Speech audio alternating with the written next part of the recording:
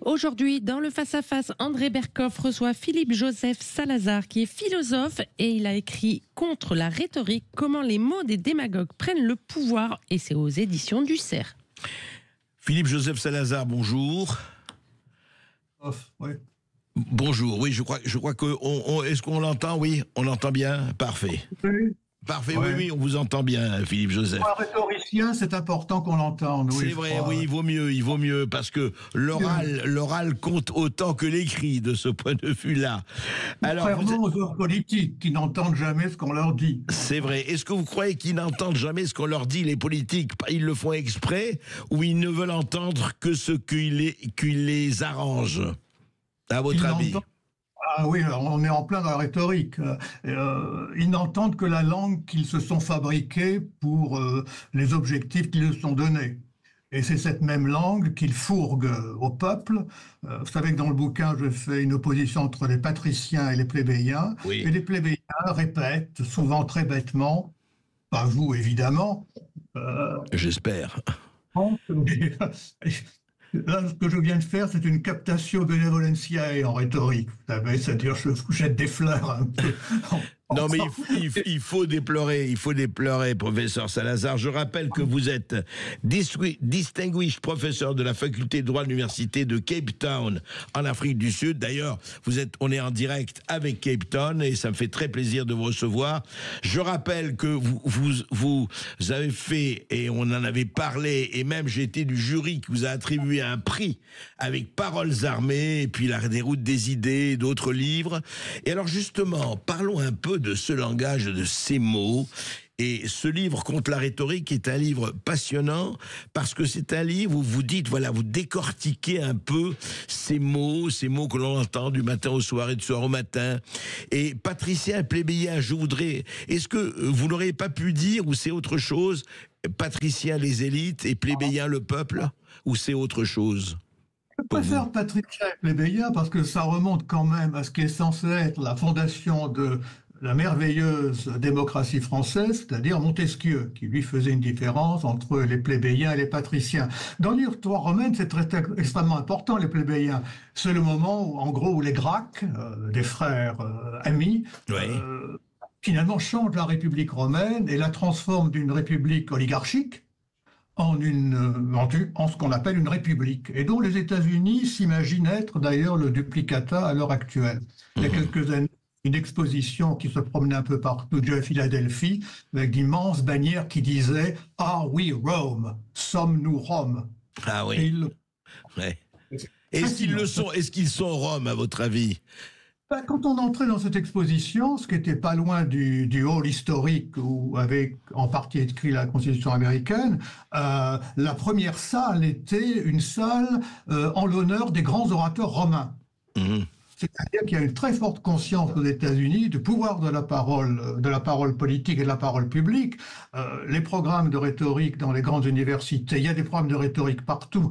Quand nous nous réunissons tous les ans dans une association, nous sommes 5-6 000 délégués, nous parlons tous de rhétorique.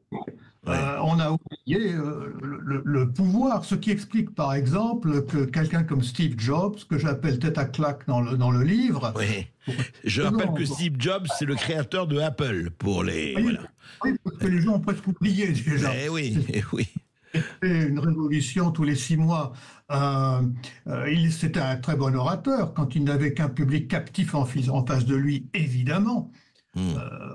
Il était le modèle de tous les gens qui font du commerce. Vous savez, moi, je mets les écoles de commerce, l'ENA, tout ça, dans un panier que j'appelle les écoles de commerce, parce que leur but, au fond, c'est de faire du commerce, et en particulier de traiter le langage comme de la marchandise. L'ENA, c'est ça. L'ENA fait partie de cette école marchandise. Où se retrouve-t-il? À l'inspection des finances et les moins bons dans la diplomatie.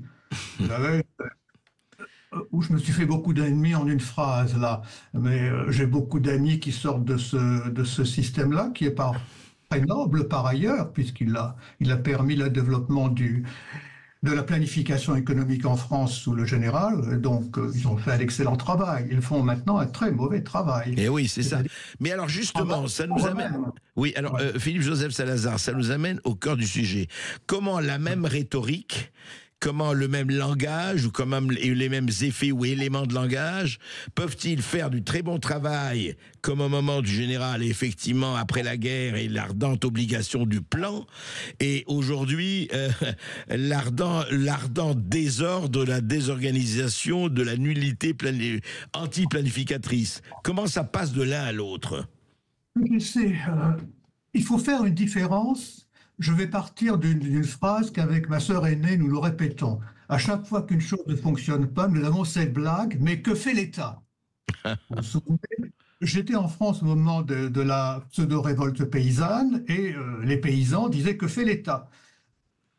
Ils auraient dû dire qu'allons-nous faire pour abattre l'État? Mais ils n'osaient pas aller jusque-là. Donc, il y a les gens confondent l'État et le gouvernement. C'est-à-dire L'État, en quelque sorte, est dans la très longue durée. L'État a existé sous la monarchie, l'État a existé sous les différentes républiques qui se sont succédées de manière absolument chaotique et au hasard Balthazar, la Troisième République. C'est arrivé comme ça, parce que simplement le prétendant au trône n'en voulait pas. Imaginez l'insulte. Il n'en voulait pas. Il ne voulait pas du pouvoir. Il ne voulait pas du pouvoir, oui. Non, il a dit uniquement le drapeau blanc avec les fleurs de lys, qui est une manière métaphorique de dire la France que vous me livrez là, je n'en veux pas. Débrouillez-vous avec. Ouais. Ben oui, c'est quand même assez extraordinaire. Imaginez un homme politique de nos jours qui dit « Désolé, je n'en veux pas ». Ça risque pas, ça, on n'en voit pas en tout cas. C'est une confusion entre l'État et le gouvernement. Je pense que sous la Troisième République, qui a fait des choses admirables quand même, elle a mis à genoux le Reich bismarckien, ce qui est pas mal, tout quand même. Il ne faut pas oublier ça. On a tendance à la dénigrer, mais elle a été aussi glorieuse que la monarchie à un certain moment. Bon. Alors, peu importe ça, c'est qu'il y avait une coalescence entre le discours de l'État et le discours des gouvernants. Ouais. C'est-à-dire que les gouvernements et les administrateurs qui étaient avec eux, les personnels politiques, parlaient le langage de l'État. Et je pense que, en gros, depuis Pompidou, il y a une sorte de fission, de fissure qui s'est ouverte entre le langage de l'État et le langage du gouvernement. Et je pense que les gens, les plébéiens, comme je les appelle, c'est très noble pour moi, les plébéiens. Bien sûr. Le peuple, enfin oui. Le gouvernement, c'est l'État. L'État, c'est le gouvernement. Et non, ce n'est pas la même chose. Et on a bien vu ça avec les malversations électorales qui se déroulent en France depuis les dernières élections, que l'État, ce n'est pas le gouvernement. Alors comment fonctionne le gouvernement? Le gouvernement qui est entre les mains de commerciaux fonctionne sur une certaine rhétorique. Et c'est une rhétorique de gestion que je résume, c'est très connu des économistes, en POLC. À chaque fois qu'il y a un problème politique, on planifie, on organise, on lead, et après on fait un check-up, on voit ce qui s'est passé ou non, et puis on repart. C'est comme ça que fonctionne le gouvernement Macron. Et c'est une véritable rhétorique, parce qu'au moment de la mise en place de ce que l'on veut faire, on lâche des mots. Je vais vous donner un exemple si vous voulez dans un instant. Ensuite, on choisit qui va mener les différentes actions, et puis on les pousse. Alors ces dames et ces messieurs apparaissent à la télévision, ils vous font des cours, ils vous pédagogisent, plus finir, parce que nous sommes évidemment des imbéciles. Et puis ensuite, eh bien, on voit ce que ça a donné. On voit ce que ça a donné. Philippe Joseph Salazar, on va continuer après cette petite pause, parce que justement, je voudrais que vous nous donniez un exemple du POLC. POLC, c'est très intéressant sous le gouvernement Macron qui est effectivement exemplaire en la matière, mais il n'est pas le seul. On se retrouve juste après cette petite pause. À tout de suite. Et si vous avez une question sur la rhétorique et ou sur les démagogues, n'hésitez pas à nous appeler au 0826 300 300. Sud Radio, Berkov dans tous ses états. Et dans tous les états de la langue, avec Philippe Joseph Salazar, contre la rhétorique, comment les mots des démagogues prennent le pouvoir, c'est aux éditions du Cerf, c'est un must. Philippe Joseph Salazar, comment on dit en français, c'est un must, dites-moi tout. On dit c'est un must. On dit c'est... D'accord. C'est un des phénomènes de ce que j'appelle la dollarisation du français. Vous savez, quand un pays a des problèmes comme l'Argentine, où est une partie de mon cœur, on dollarise l'économie pour que les échanges passent. Et dans un chapitre, j'ai expliqué que le français a été dollarisé. Mais alors, c'est pas la vieille histoire du français qui s'italianise à la Renaissance, du français qui se googlise, c'est que une langue est faite de groupes distincts de paroles. Vous avez les jeunes, vous avez les rappeurs, vous avez les économistes, vous avez les hommes de médias. Et ce que j'ai constaté, c'est qu'il y a des groupes entiers de locuteurs en France qui ont adopté l'américain comme langue tuteur. Alors, ils parlent américain, et puis ils rajoutent des mots français autour, avec parfois des choses assez étranges. Et c'est ainsi que, bloc par bloc, la langue française est en train de disparaître. Ah, vous pensez que ça va jusqu'à la disparition? C'est beaucoup, ça. Vous savez, quand j'écoute le Pataouette sur les chaînes de l'ORT, il n'y a plus l'ORTF. Du service public, on appelle ça le service public. Le service public, oui, c'est cela. À chaque fois qu'il y a un concept à expliquer, et je regarde beaucoup ces émissions, une qui s'appelle, je crois, Les Informés en particulier. Oui. Alors j'ai envie de les déformer, parce qu'à chaque fois qu'il y a un concept essentiel, c'est un mot américain qui surgit. Ah ouais. Et donc, ce que j'appelle la dollarisation du français, alors que la langue française a inventé l'alexandrin, c'est-à-dire nous sommes une langue assez spéciale où nous pensons avec des propositions principales, des subordonnés, des causes, des conséquences. Vous savez, une des stupéfactions du public américain, c'était que Obama faisait des phrases construites. Ah oui. Il parlait dans les séries télé.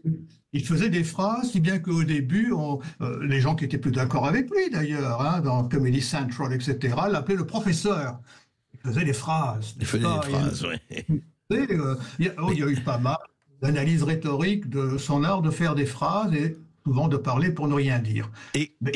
Et pour revenir à la langue française, Philippe Joseph Salazar, pour revenir à la langue française, vous pensez vraiment qu'elle est en train de chuter et de se fendiller, et plus que ça, de s'écailler bloc par bloc? Je pense qu'elle part lentement et bloc par bloc. Il faudrait faire une étude quantitative, etc. Moi, c'est pas du tout mon truc. Non, bien sûr. Mais je vois que dans l'ensemble, effectivement, il suffit d'écouter comment parlent les hommes politiques, avec tout un vocabulaire de clown. On vous lance résilience. Alors, qui parmi les plébéiens, c'est-à-dire les gens, vous et moi, qui comprend exactement ce que veut dire résilience, par exemple? Ouais. Personne. On peut arriver à faire tout de... Mais pourtant, attendez, juste, c'est très intéressant pour l'exemple. Le mot résilience, on l'emploie du matin au soir. Ah, il a fait montre d'une résilience, etc., etc. Alors en français, on devrait dire courage, on devrait dire audacité, on devrait dire capacité de résistance. Mais résilience, c'est tout ça qui va ensemble. Mais ce n'est pas ça. Donc, si vous voulez, de plus en plus, le mot séquence également, qui est séquence, oui. Ah oui, je décris dans le bouquin une entrevue extraordinaire entre le président de Venezuela et notre président de la République, où il lui dit « je vous verrai dans une autre séquence ». Et la traductrice est complètement paniquée parce qu'évidemment, le président, qui est un bolivarien, parle un castillan absolument parfait, meilleur que celui du roi d'Espagne. Elle ne savait pas comment traduire. Alors elle a dit paso. Bon, paso, ouais. Une chose, ça peut être un défilé de mode aussi. Et donc, constamment, il y a des inventions de vocabulaire et les écoles de commerce, comme je les appelle, sont responsables de cela. Et c'est tout à fait normal parce que, de même qu'entre personnes de médias, vous avez votre propre langage, de même que nous, entre universitaires, nous avons notre propre jargon. Les écoles de commerce doivent produire leur propre jargon. Mais pourquoi? Parce que c'est la parole marchandise, c'est ça? Oui, parce que surtout le mot sert à ne pas nommer la réalité. Ah d'accord. Important. C'est-à-dire, vous dites que le mot sert à quoi? À la masquer, la réalité, à donner... À la masquer. Tout simplement à la masquer. Donc que vous dites résilience, les gens disent « oh c'est bien ». sans expliquer. Mais ça vous, en disant ça, en quelque sorte, vous mettez un bouchon dans le tuyau et puis vous n'expliquez pas ce qu'il y a dans le tuyau. Alors qu'il faudrait arriver à le disséquer. Par résilience, j'entends que vous aurez à payer plus d'impôts. Par résilience, j'entends que les taxes immobilières vont augmenter. Par résilience, j'entends que l'impôt sur la fortune, j'invente ça évidemment, va être supprimé, mais que vous aurez à cotiser plus pour donner plus d'argent aux médecins que vous allez voir, si vous en trouvez un d'ailleurs, dans votre région. N'explique pas ce que ça veut dire. Vous savez, l'essentiel du langage que nous employons dans la vie publique, en démocratie, hein, je ne m'intéresse pas à d'autres régimes, est fondé en gros sur nous avons des opinions, nous avons des croyances et nous avons des perceptions. La différence entre les trois, et si vous voulez, je ne vais pas vous faire un cours de philo, mais c'est très important. Les gens ont des opinions, et une opinion, ça peut se débattre, et c'est la base du débat, du dialogue social. J'ai une opinion, on ne sera jamais d'accord en fait, mais on arrive à se parler. Absolument. Et puis, en politique, il y a aussi des croyances, dures comme fer. Dans mon bouquin sur le djihad, j'ai bien démontré qu'un islamique violent reste absolument dans le droit fil du Coran. Il n'en sort pas. Voilà, il y a des hommes qui nous disent ce n'est pas le véritable islam. Je suis désolé. Le terroriste islamique qui lit le Coran, qui médite, qui prie, est un bon musulman. Qui peut le dire le contraire. Mais là, ce sont des croyances qui sont irréfragables. On ne changera pas de croyance. La même chose des officiers catholiques au moment de la séparation de l'Église et de l'État qui ont cassé leur épée pour ne pas aller chasser les curés de leur église, n'est-ce pas? Oui, et puis, il y a les perceptions. C'est-à-dire, et ça, la plupart des gens qui ont autre chose à faire toute la journée qu'à aller lire des livres de philosophie ou analyser ce que disent les hommes politiques, vivent sur des perceptions, des choses qu'ils entendent, des mots qu'ils entendent. Les impôts vont augmenter. Monsieur Barnier a dit la coalition des contraires. Alors là, je voudrais bien vous dire là, il y avait une occasion que les médias ont complètement ratée. Alors dites-nous sur la coalition des contraires, justement. Ouais. Moi, c'est un homme tout à fait distingué, évidemment. Hein. Il a fait la leçon récemment, il y a 3-4 jours, en disant c'est une coalition des contraires, il nous faut de la sagesse et de la sérénité. Alors, je n'ai pas entendu un seul commentateur sur les chaînes d'État ou sur les chaînes privées lui faire remarquer tout de même qu'il est le produit de multiples coalitions de contraires, c'est-à-dire tous les députés de son fameux socle. Vous avez vu qu'on est passé de bloc à socle. Oui. C'est comme ça qu'on entend les mots, et tout le monde répète socle. Mais c'est aucun socle du tout. C'est plutôt un manège de marionnettes. Des sables mouvants. La coalition des... Alors c'était très noble de dire ça, mais il a oublié qu'il est, lui, le produit de coalitions multiples aux élections de contraires. Et donc, on devrait en tirer la conclusion, donc ce que vous êtes, monsieur, c'est ni sage ni serein. Oui. Alors, l'expression coalition des contraires a fait florès dans les médias sans que jamais on s'arrête. Attention, c'est ça le système de langagification dont je parle dans le livre. On lance des mots et les gens attrapent parce que c'est une perception qui semble facile. On comprend, mais on ne comprend pas. Alors, c'est ce que fait le patriciat. Moi, je ne veux pas les appeler une élite, parce que l'élite est un mot extrêmement noble en français. Ce sont des éclectoi, c'est d'ailleurs ceux qui forment l'ecclésia, quand même. Hein. Oui. Mais enfin, l'élite aujourd'hui n'est pas du tout, hélas, employée dans ce sens, comme vous le savez.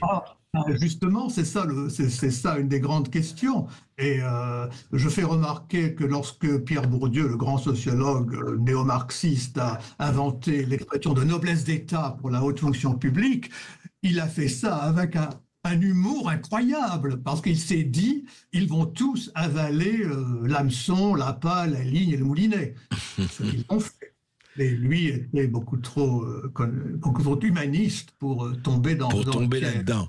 Philippe-Joseph Salazar, on reprend juste dans 2 minutes, une petite pause, et je voudrais qu'on revienne justement à ce langage, à ce création, orientation, etc. Et ce langage de la parole commerciale, parce que c'est elle qui règne aujourd'hui, ce langage commercial. On en parle tout de suite avec vous. André Berkoff, pour son face-à-face, reçoit aujourd'hui Philippe-Joseph Salazar pour son dernier livre, Contre la rhétorique, comment les mots des démagogues prennent le pouvoir. Et si vous avez une question ou si vous avez une réaction, vous pouvez nous appeler au 0826 300 300. Sud Radio, Berkoff dans tous ses états. Et avec Philippe-Joseph Salazar, encore une fois, un livre que je vous recommande, Contre la rhétorique, comment les mots des démagogues prennent le pouvoir. Et justement, je voudrais vraiment qu'on prenne des exemples, Philippe-Joseph, à comment les plébéiens, qu'ils soient de politique ou d'université ou des médias ou d'ailleurs, présentent et vendent effectivement leur narratif et non pas la réalité et le réel comment les patriciens, excusez-moi, vendent justement ce narratif, leur narratif aux plébéiens. Est-ce que vous pouvez me donner quelques exemples, par exemple, qui nous montrent ça? Je donne un exemple assez récent, les élections qui ont vu le triomphe électoral du Rassemblement national. Oui. Et de la France insoumise. Et je dois dire que je suis assez admiratif de la qualité rhétorique de certains orateurs de la France insoumise. On peut revenir là-dessus. Oui. Qui par exemple? Je ne me souviens pas de son nom. C'est un petit gros, blond. Un petit très jeune. Un petit jeune, il est un peu rembourré, comme disent Louis Boyard, c'est pas Louis Boyard? Ouais, je l'ai trouvé remarquable parce que il a été en dialogue avec Apolline de Malherbe et il l'a vraiment acculé dans ses retranchements en argumentant pied à pied. Ouais. Il argumentait extrêmement bien. Avec beaucoup de calme, un peu d'ironie, mais il répondait peu à pied. Mais c'est en même temps quelqu'un qui, dans d'autres circonstances, est capable, si vous voulez, d'une rhétorique à la bande à Bono, quasiment. Ouais. C'est-à-dire que j'ai remarqué chez les orateurs de la France insoumise leur adaptabilité, ce qui est un grand principe de la véritable rhétorique. On s'adapte à son auditoire, on emploie les mots. On adopte même le style de son auditoire en vue de faire passer l'argumentation, non pas le message, mais l'argumentation qu'on veut que l'autre entende. Par contre, ce que j'ai remarqué, c'est que les orateurs du Rassemblement national parlent toujours de la même manière. Ah ouais. Ils ne font aucun effort pour s'adapter à leur auditoire.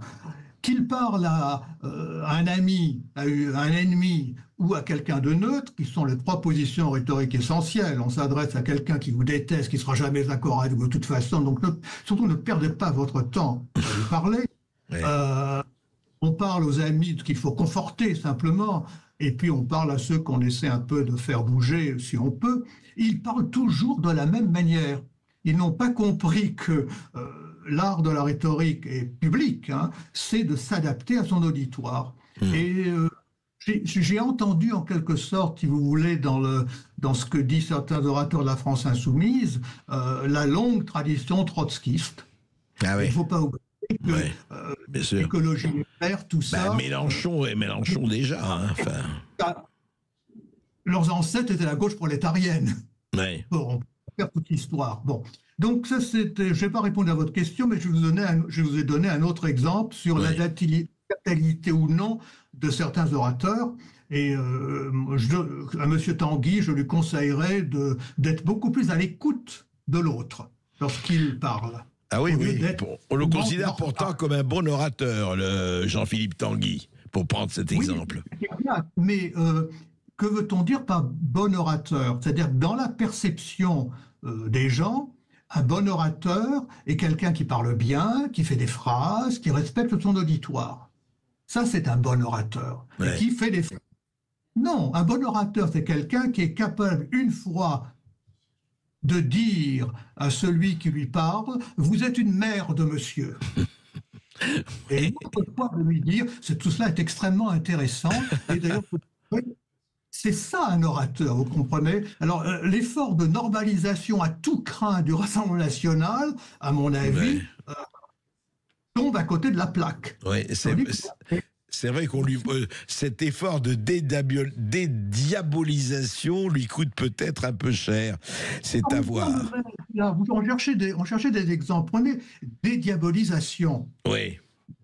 Ce n'est pas eux qui ont inventé le mot. Ce sont leurs adversaires qui leur ont collé ce mot sur le dos. C'est vrai.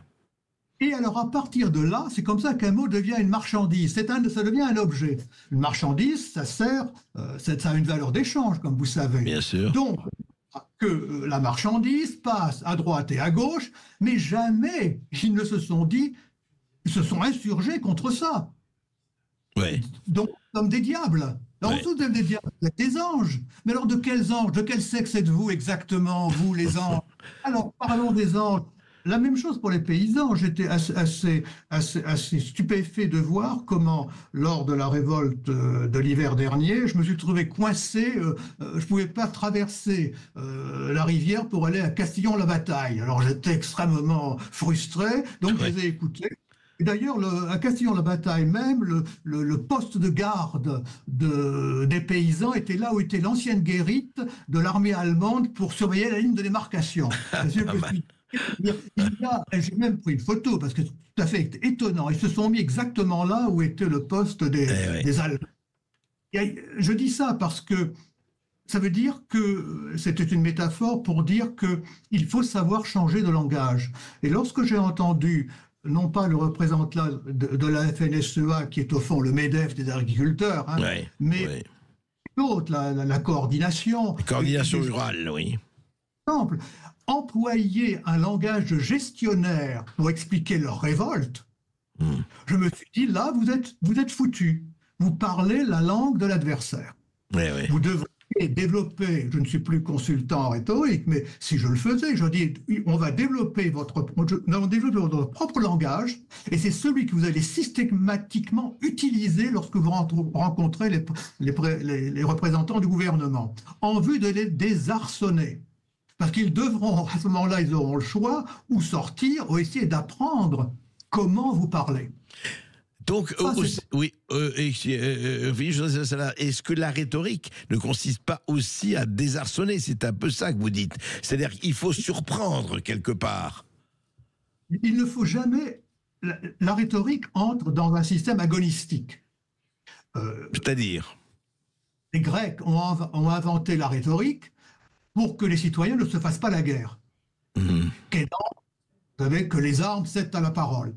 Mais le débat est un débat agonistique. À la Chambre des communes en Angleterre, par exemple, la table qui sépare la majorité de l'opposition est de la longueur d'une épée. Oui, c'est vrai qu'elle est extrêmement étroite. Je ne savais pas ça, mais c'est... La longueur d'une épée. C'est-à-dire, simplement, si vous voulez, l'échange agonistique, c'est-à-dire de combat, d'échange, ce qui est tout à fait occidental. La persuasion en Chine ne fonctionne pas à l'échange frontal d'arguments pour et contre. Bien sûr. Restons dans les démocraties, restons en démocratie. Alors, où en étions-nous? Là, j'ai perdu un peu le fil. Alors, non, simplement, là, je voudrais qu'on revienne, et on était parti un peu dans la première partie, mais on n'a pas eu le temps, c'est parce qu'on est parti sur le must et la dollarisation, sur le colp. C'est-à-dire, vous savez, voilà, le colp, création, orientation, etc., la planification, l'image des gouvernements Macron et même ceux d'avant. Et justement, vous disiez, voilà comment se crée cette espèce de langage, et c'est au cœur du problème, parce que du matin au soir, du soir au matin, nous écoutons effectivement se dérouler. Il y a une absence totale, on ne sait pas où on va, mais on y va. Alors, ce langage du on y va, comment vous le détaillez? Regardez les élections qui ont eu lieu. Bon, on ne sait pas pourquoi la dissolution a été résolue. Il est inutile même de s'interroger sur la cause, le fait que ça a eu lieu. Bien. Oui. Donc, il y a eu une propagande du gouvernement et le Front National, le Rassemblement national a gagné un certain nombre... Enfin, vous savez, je ne vais pas vous refaire l'histoire. Non, bien sûr. Ce qui s'est mis en place immédiatement, est apparue l'expression bloc central. Ouais. Sans que personne ne pose la question, est-ce central et est-ce un bloc? Ce n'était pas un bloc. On voit bien ce que c'est devenu. Pourquoi ça? C'est parce que c'est POLC, le système planification, le plan n'était sûrement pas que le Rassemblement national d'un côté et l'extrême gauche fassent un pareil score. Ouais. Bon, donc on a essayé, une fois qu'on a fait ça, de réorganiser les choses. Donc on a inventé une expression qui est passée comme une lettre à la poste, sans aucun esprit critique de la part des médias en particulier. Il y existe un bloc central. On a bien vu qu'il n'existe pas de bloc central, puisque le bloc est devenu un socle. Oui. Vraiment, à chaque étape, on crée une expression, si vous voulez, qui passe dans le peuple. Pourquoi? Parce qu'on a habitué le peuple à accepter le langage des politiques comme étant un langage naturel, un langage allant de soi. Ouais. Ce sont ceux qui savent plus que nous. Ils sont allés à l'école, ils ont fait normal sup, enfin, pas tout. Meilleur seulement, l'ENA, ou même cette fausse grande école qui s'appelle Sciences Po. Bon, faudrait rajouter un T à la fin de l'acronyme. Un T, et on peut ajouter 2 chambres aussi, enfin. Non, mais soyons oui, pas... si vous voulez, oui, mais là, je crois que nous donnons dans la plaisanterie, mais ce sont qui sont sui generis, en fait. Et en fait, alors vous dites que le peuple a été habitué, conditionné, on peut dire, à dire oui, c'est le langage, voilà, de ceux qui nous gouvernent. Donc c'est, je dis pas que c'est vrai, mais donc c'est acceptable et légitime quelque part. C'est légitime. C'est légitime. Et surtout, ça donne le sentiment qu'on a une prise sur la réalité. Et la réalité, dans la vie de tous les jours, c'est le temps qui passe. Ouais.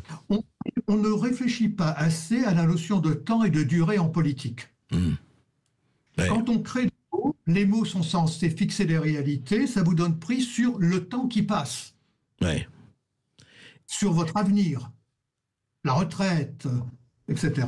Donc il y a une dimension de... Ce que j'essaie de montrer aussi dans le bouquin, c'est que on navigue entre deux... Ce qui se passe avec le régime actuel, qui est un régime moribond, mais la question que je pose en même temps, est-ce qu'il y a encore un sens de nos jours à poser la question de régime moribond ou en déclin ou non? Je pense qu'on est rentré dans d'autres configurations politiques où cela importe peu. On a bien vu à quel point, entre les élections et la nomination du gouvernement, nous avons vécu un véritable coup d'État. C'était un coup d'État soft, et c'était un coup d'État qui s'est joué sur la manipulation de la durée. C'était un coup d'État. C'est-à-dire comment un coup d'État? Expliciter cela Ça ne veut pas qu'un gouvernement démissionne, il s'en va. Démissionner, ça veut dire ne plus avoir de mission. Oui. J'étais stupéfait de voir des collègues jurisconsultes qui étaient là à faire du mal aux mouches en essayant d'expliquer que non, on pouvait prendre son temps. Jamais dans l'esprit de ceux qui ont écrit la Constitution de 58 à la suite ce qui était un coup d'État tout de même, coup d'État institutionnel, comme on dit en Amérique latine. Moi j'adore. Ils ont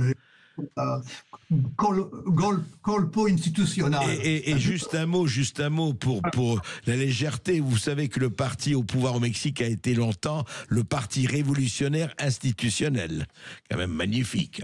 Grand. Vous avez donné une définition du parti gaulliste à la grande époque du gaullisme, à la grande époque du gaullisme, quand nous étions encore quelque chose. Donc je veux dire, c'est que la notion même de régime en déclin ne fonctionne plus. Jadis, on déclinait, puis on avait une autre république. Je crois que c'est tout à fait autre chose. Ça tient à la manipulation de la durée. C'est-à-dire qu'il est devenu tout à fait normal pour le peuple français qu'un gouvernement démissionnaire reste au pouvoir. C'est tout de même extraordinaire. Ouais. On va en reparler tout de suite après une dernière petite pause avant avec vous, Joseph Salazar, et avec nos auditeurs. Qu'on prendra juste après la publicité, mais si vous voulez continuer à réagir ou si vous voulez poser une question, n'hésitez pas à nous appeler au 0826 300 300. Kalos, créateur de vêtements, bijoux et accessoires français. Soutenez l'artisanat patriote et offrez un cadeau qui a du sens sur kalos-france.com. Kalos présente. Ici Sud Radio. Les Français parlent au français. Je n'aime pas la blanquette de veau. Je n'aime pas la blanquette de veau. Sud Radio Berkov dans tous ses états. Et si vous voulez comprendre comment, du matin au soir, les mots ont changé de sens et les sens de mots, lisez Philippe Joseph Salazar contre la rhétorique. Et je crois que nous avons des auditeurs. Tout à fait, nous avons déjà Sandrine qui nous appelle d'Évian-les-Bains. Bonjour Sandrine. Bonjour Sandrine.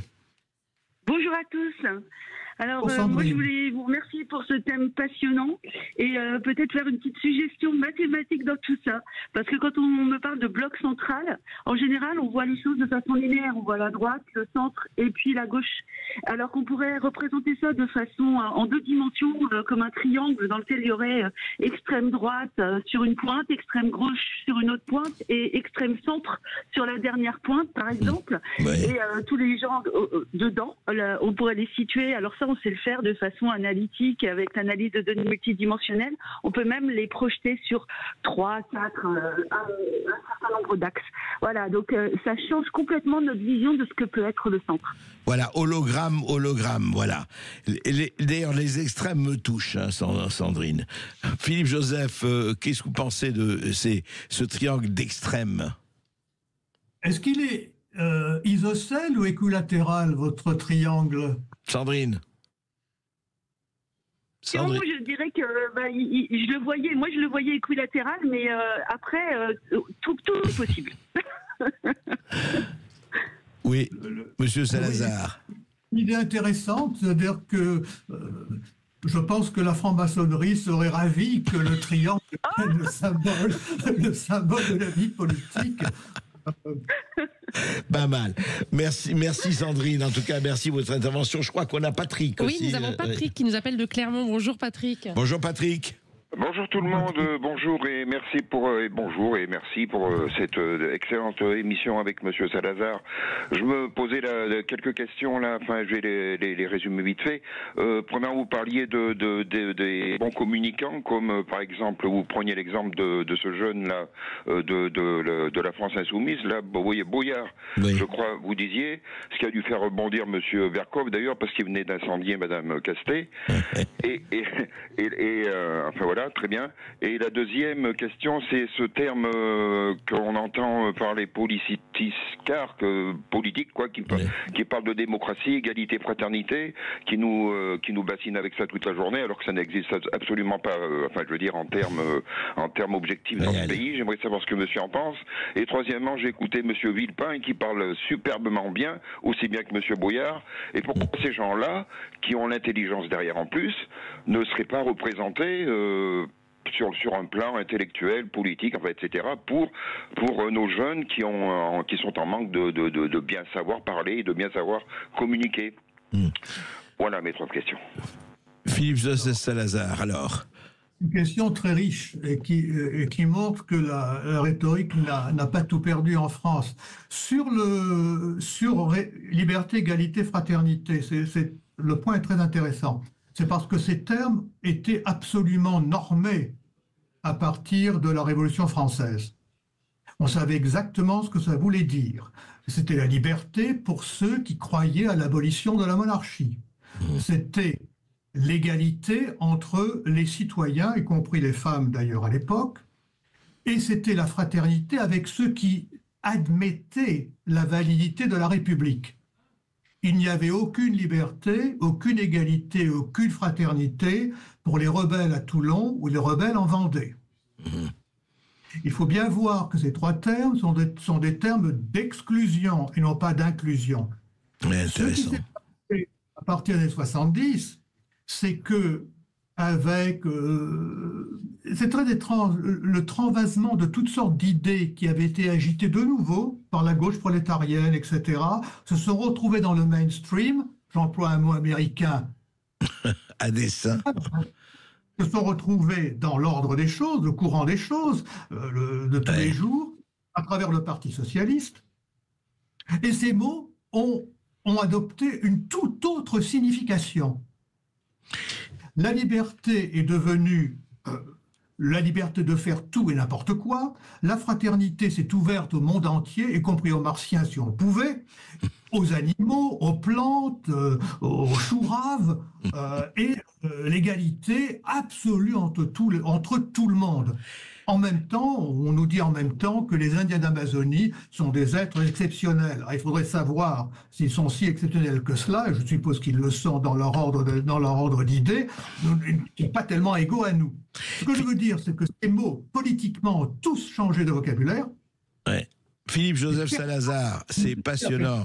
Écoutez, on va continuer. Là, on arrive en fin d'émission, mais la semaine prochaine ou là, dans les quelques jours, vous allez revenir. On va continuer vraiment à faire l'inventaire de ces transvasements. Et en attendant, lisez Contre la rhétorique aux éditions du Cerf. Vraiment, ça va vous savez, ça va vous ouvrir. Ouvrez ce livre, il vous ouvrira.